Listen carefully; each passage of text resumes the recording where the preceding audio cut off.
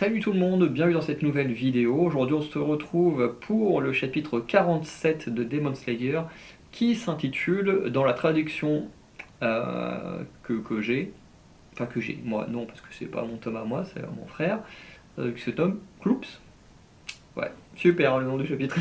Bref, en tout cas chapitre où on va enfin conclure ces trois chapitres qui se déroulent au QG des pourfendeurs. Donc on ouvre avec Sanemi donc, qui continue son plan, voilà, qui est de comment dire, d'utiliser son sang pour forcer Nezuko à montrer qu'elle peut devenir un monstre. Mais comme ils sont au soleil, Iguro va lui conseiller d'aller à l'ombre, forcément, parce que elle peut pas aller au soleil. Euh, pour que tout le monde également puisse voir la réaction de Nezuko. Voilà. De son côté, Tanjiro voudra réagir, mais il va se faire totalement maîtriser par Iguro. Shinobu va même lui conseiller de se calmer parce que vu comment il est maintenu par Iguro, ça pourrait lui faire exploser ses poumons, donc il a plutôt intérêt à rester calme. Tomioka, lui, va quand même intervenir en repoussant Iguro et en permettant à Tenjiro de respirer.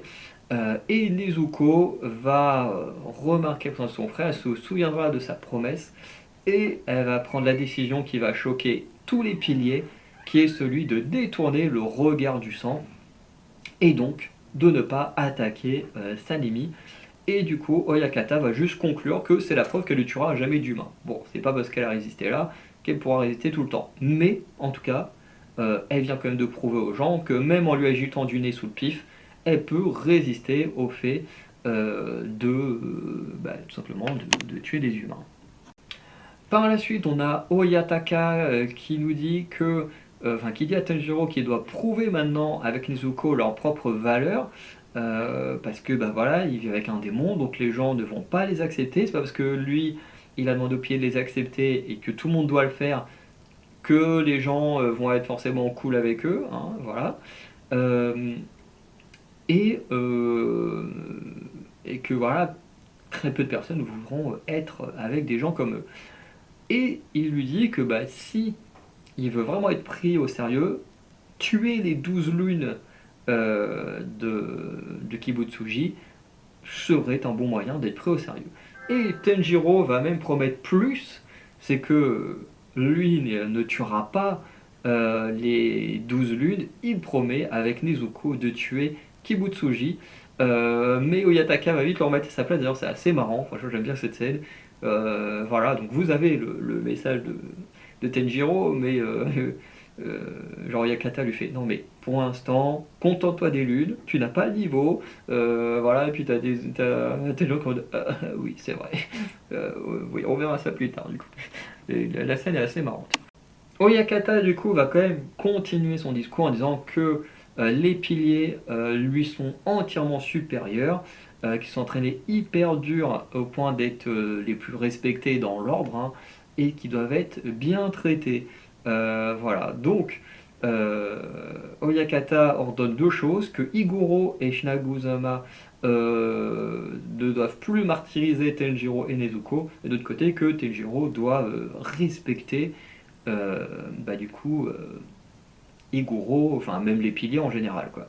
D'ailleurs ça c'est marrant parce que on lui dit ça et 2 secondes après Tenjiro veut déjà foutre un vieux coup de boule dans la gueule de Sanemi. Bon, on lui donne des règles, le gars il respecte pas dès le début, tu dis oula, où est-ce que ça va aller? Mais bon, forcément, là il réagit à chaud à quelqu'un qui vient d'agresser sa sœur, c'est normal qu'il le prenne mal. Donc voilà, le chapitre 47 est déjà fini, donc effectivement il y a moins de choses intéressantes qui se passent dans ce chapitre.